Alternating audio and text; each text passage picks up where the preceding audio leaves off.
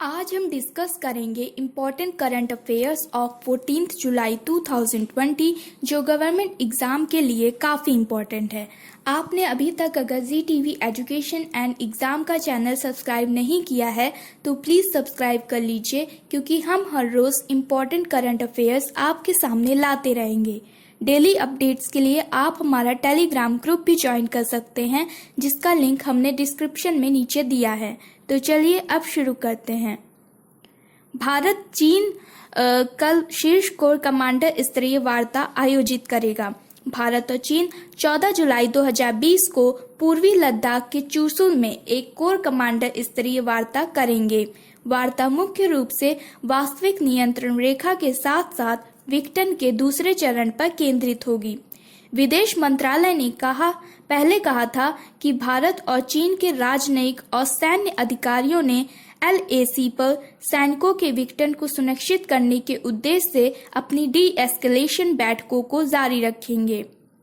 चीन ने पहले ही अपने सैनिकों को गैल्वन घाटी, हॉट स्प्रे और पेट्रोलिंग पॉइंट 15 सहित 2 किलोमीटर तक कई घर्षण बिंदुओं से वापस खींच लिया है। चीन सेना ने भी पिछले सप्ताह में फिंगर 4 के हास्यास्पद स्थिति में अपनी उपस्थिति कम कर दी है। भारत के राष्ट्रीय सुरक्षा सलाहकार अजीत डोभाल और चीन विदेश मंत्री वांग यी ने 5 जुलाई को टेलीफोन पर गहन चर्चा की थी, जिसके दौरान उन्होंने सहमति व्यक्त की थी कि दोनों पक्ष LAC में चल रही विघटन प्रक्रिया को पूरा करेंगे। बांग्लादेश विदेश यात्रा के लिए कोविड-19 नकारात्मक प्रमाण पत्र अनिवार्य है।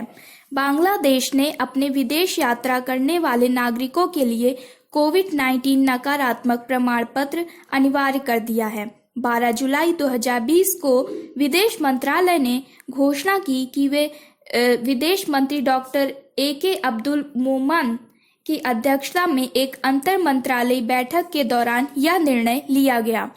बैठक के दौरान अपनी प्रामाणिकता को आसानी से सत्यापित करने के लिए आव्रजन अधिकारियों की मदद करने के लिए सभी कोविड-19 नकारात्मक प्रमाण पत्र ऑनलाइन अपलोड करने की सिफारिश की गई थी।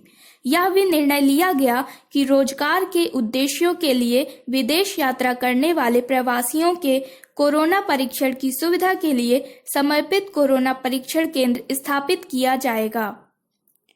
MP सरकार उन लोगों के लिए गवर्नमेंट रोको टोको अभियान चलाने के लिए जो मास्क नहीं पहनते हैं।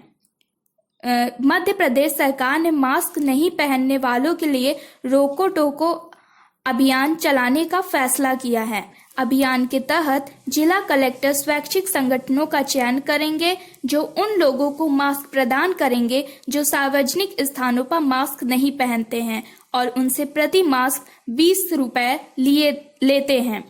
चयन करते समय उपलब्ध लोगों की संख्या, संगठन की विश्वसनीयता और दक्षता को ध्यान में रखा जाएगा।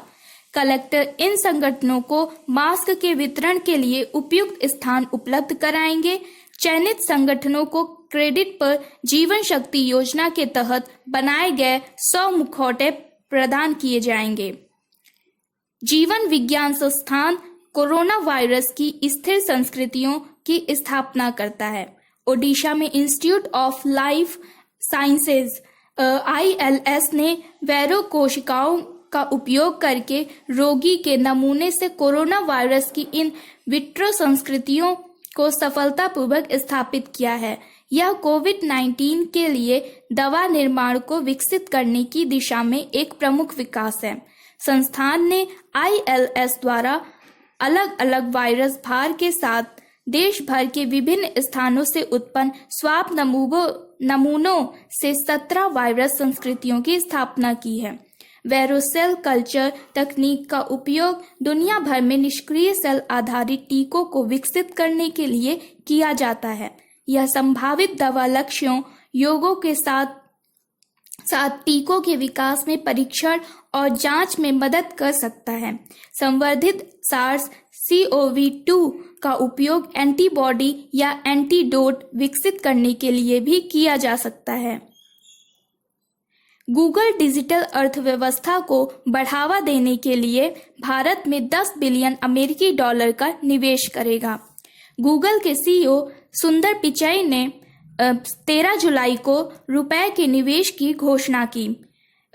Google for India digitization fund के माध्यम से अगले 5 से 7 वर्षों में भारत में 75,000 करोड़ लगभग $10 बिलियन प्रमुख निवेश महत्वपूर्ण है, क्योंकि यह कोविड-19 महामारी और बहुराष्ट्रीय कंपनियों के बीच में आया है जो वैकल्पिक निवेश स्थलों के लिए दुनिया भर में दिखते हैं।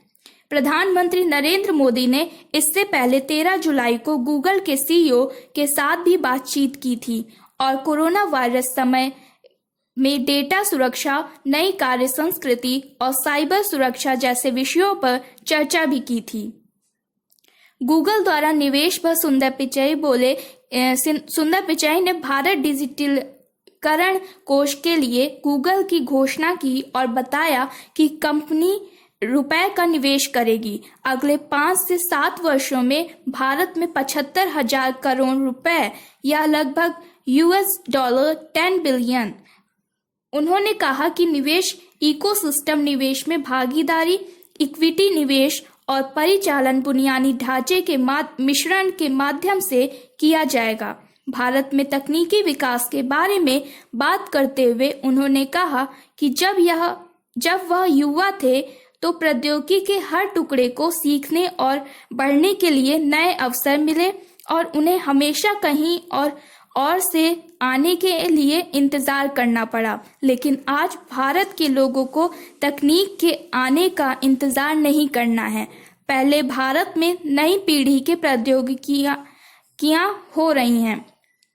सुंदर पिचाई ने केंद्रीय मंत्री रविशंकर प्रसाद के साथ भारत के लिए गूगल के 6ठे वार्षिक संस्करण में भाग लिया।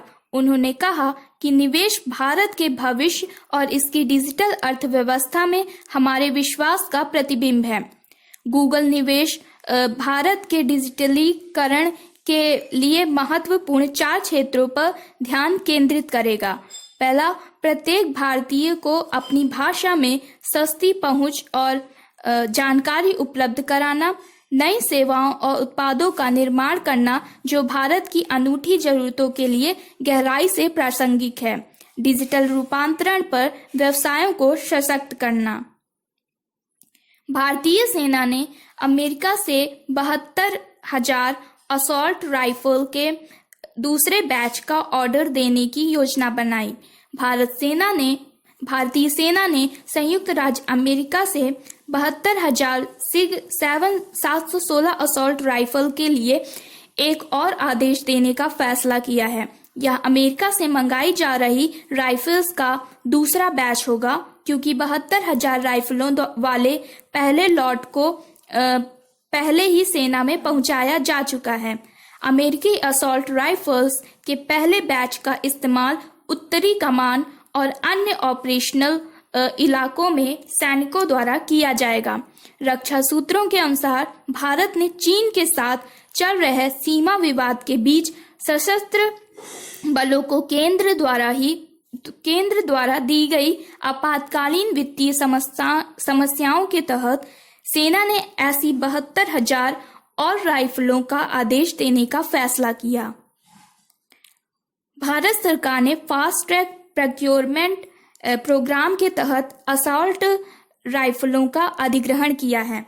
नई राइफलें सशस्त्र बलों द्वारा उपयोग की जाने वाली मौजूदा भारतीय लघु शस्त्र प्रणाली 5.56x45 मिमी राइफलों की जगह लेंगी, जिन्हें स्थानीय स्तर पर आयुध कारखानों बोर्ड द्वारा निर्मित किया गया था।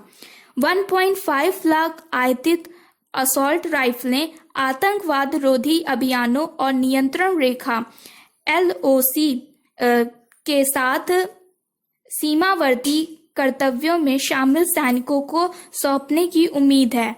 1.5 लाख आयातित असॉल्ट राइफलें आतंकवाद रोधी अभियानों और नियंत्रण रेखा के साथ सीमावर्ती कर्तव्यों में शामिल सैनिकों को सौंपने की उम्मीद है।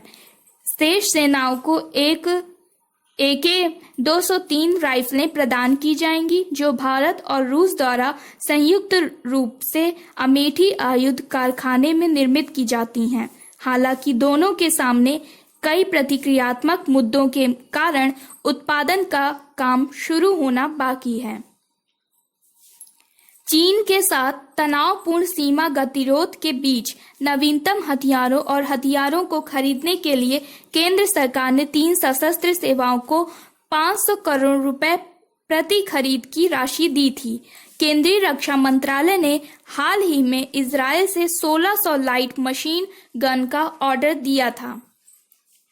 रूस ने कोविड वैक्सीन के नैदानिक परीक्षण को पूरा करने वाला पहला राष्ट्र बन गया है। रूस कोरोना वायरस वैक्सीन के मानव परीक्षण को सफलतापूर्वक पूरा कर लिया है।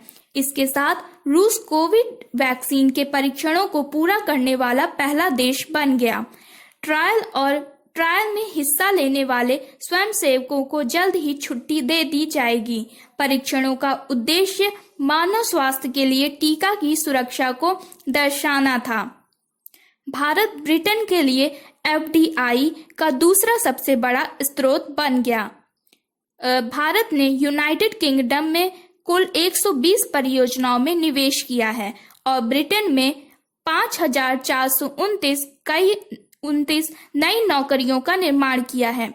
इसके साथ भारत यूनाइटेड किंगडम में विदेशी प्रत्यक्ष निवेश FDI का दूसरा सबसे बड़ा स्रोत बन गया, जो पहले स्थान से एक स्थान ऊपर की ओर बढ़ रहा है।